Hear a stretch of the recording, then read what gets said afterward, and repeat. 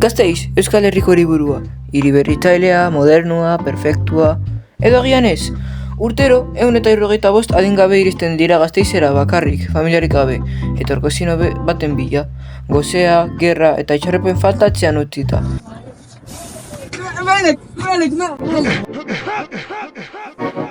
Round one. Zer pasatzen da hemen? Txokatu da nirekin, hau? Merekin txamen! Bere kulpa izan. Arazo hau egunerokotasunean gertatzen den egoera oso larria da. Gero eta gazte gehiago etortzen dira kanpotik gure hizkuntzaz dakitenak.